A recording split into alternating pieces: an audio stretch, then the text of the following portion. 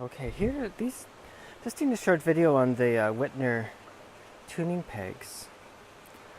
The ratio is 8:1. This is I'm going to twist it. So it takes eight revolutions of the peg head. Well, is how much it turns. Makes it turn once around. Does that make sense?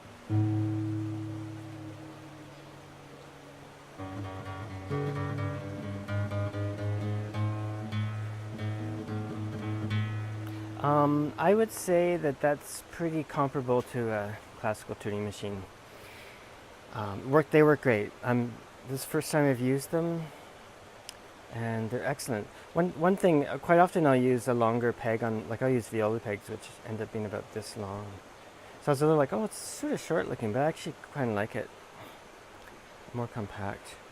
Anyway, it's not wood, they're made of a composite, so there's a bit of a compromise there.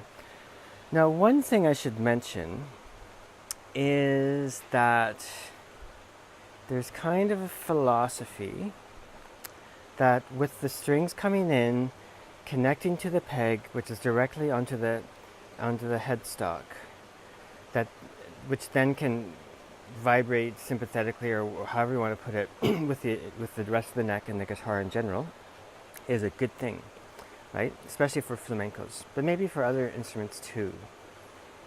I like the pegs myself. Like on the guitar that I play, I have friction pegs, and when you get used to them, they're fine. But I can see why someone would want these for a lot of reasons. Like if you were performing, so quite often you need to do slight little adjustments while you're playing. You just reach up and do a quick adjustment.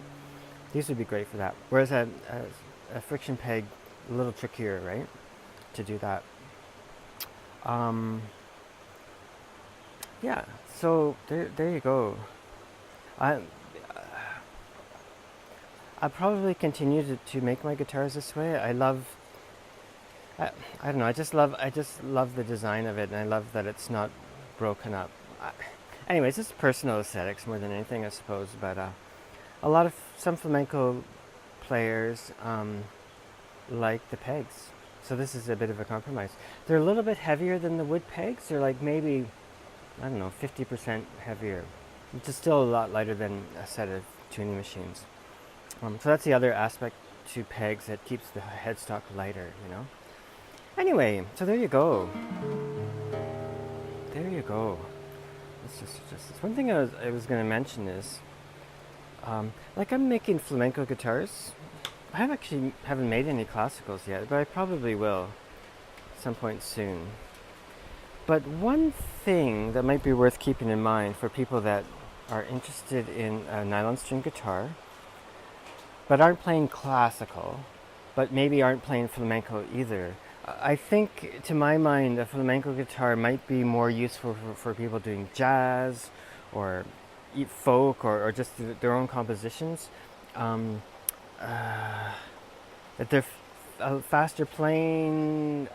I don't know. It's again, we're into aesthetics here, but please, if you are interested in a guitar, don't be put off by the fact they're quote unquote flamenco guitars, right? Like when I always had flamenco guitars. When I was older, right? I had steel strings too, but my main guitar, I had a Yeri. Oh, Jesus, wind! I had a Yeri Flamenca Blanca and a Grit Laskin Flamenca Negra. Both beautiful instruments, Anyway, they're both flamencos, and I use them for my own compositions, essentially,